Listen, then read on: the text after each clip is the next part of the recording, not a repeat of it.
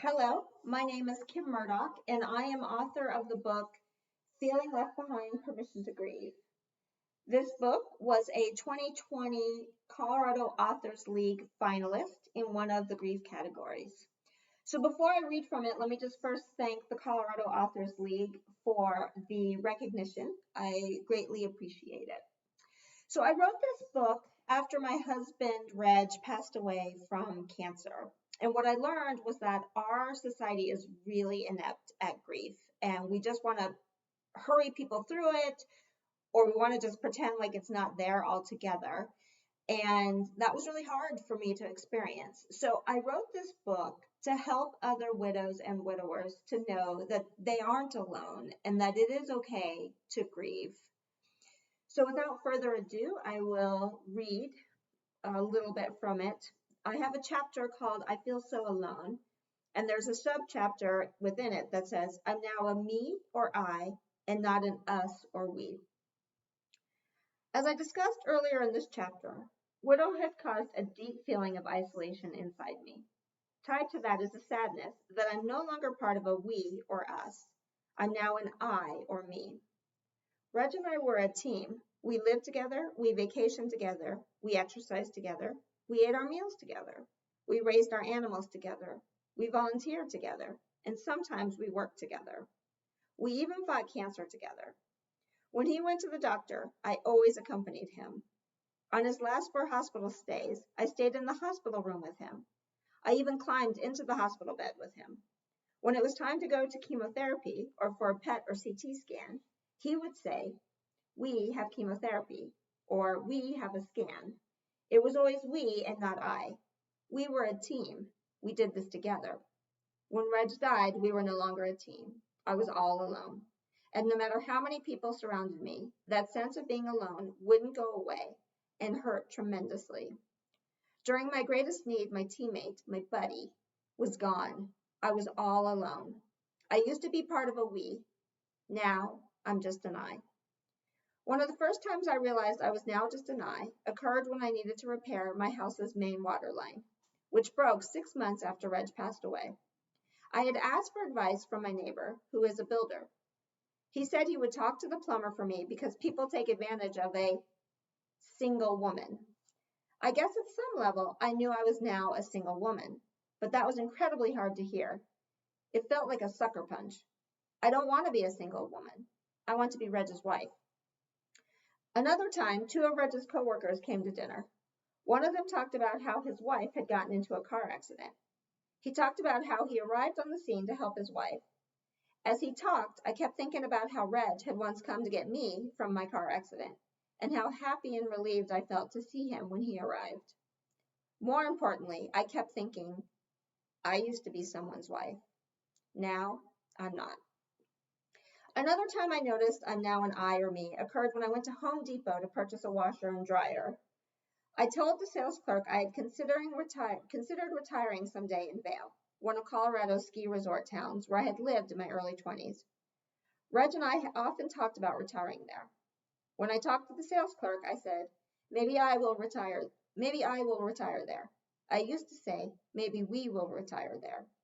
I was so upset to realize it would now be me retiring and not us retiring. Yet another area where I notice I'm now a me or I relates to other couples. In the past, Reg and I sometimes got invited to other couples' houses for dinner, and we invited them to our house. Now that I'm no longer part of a couple, I no longer receive dinner invitations. That is okay. I don't want to sit across from another couple and be reminded of what I lost. But it definitely shows me I'm no longer a couple or a we. Similarly, when we entertained in the past, I cleaned and chatted with the guests, and Reg cooked. Now, on the rare occasion when I've invited people for dinner, it's no longer the 2 of us entertaining. I now have to talk with people as I try to cook, which overwhelms me. I can't talk and cook at the same time. Plus, we used to do cleanup together, and now I have to do it all myself. I miss hosting dinner parties together. I miss being part of a well-oiled team. I hate that I'm no longer technically married. About 6 months after Reg passed away, I filled out an online survey for a 10K, 6.2 miles, running race I had just completed. As part of the demographic information, the survey asked for marital status. The choices included single, married, divorced, living with a significant other, and other. There was no widowed. I stared at it for the longest time because I didn't know what to pick. Should I pick other or single? I finally chose single, but with much reluctance. Since that time, anytime I've filled out demographic information and the choices haven't included widow, I've chosen other. I don't like single, as I don't truly feel single. My husband is just gone. For me, it feels better to be married to a dead man than to be alone. I still wear my wedding ring because I can't imagine thinking I'm not married to Reg anymore. My friend Dakota has a t-shirt that says, "I'm not a widow. My husband waits for me on the other side." I like that. Gina told me she felt so devastated the first time someone told her she is no longer married. She understood she was a widow, but didn't realize or understand that meant she was no longer married. She has actually written widowed on forms asking for marital status when the forms haven't included widowed. She refuses to pick single. My friend Desiree says emphatically she is still married. In fact, she dated a man for almost 2 years after her husband died, but she still says she is married. I must admit that even though Reg is no longer here, I still include him frequently. For example, I talk about our house or our cats. I was, and often still am, unable to call things mine. In my mind, we are still one and a we. It feels too much for me to have the sole responsibility for and ownership of the house, cats, and everything else that used to be ours together. It's truly too much for me to think I'm now all alone. I know I'm not alone in feeling this way. Dakota recently purchased a frame to hold a photograph of her grandchildren. The frame has an engraving that says, "Our grandchildren." Even though she is now on her own, she specifically bought this frame because they are not her grandchildren.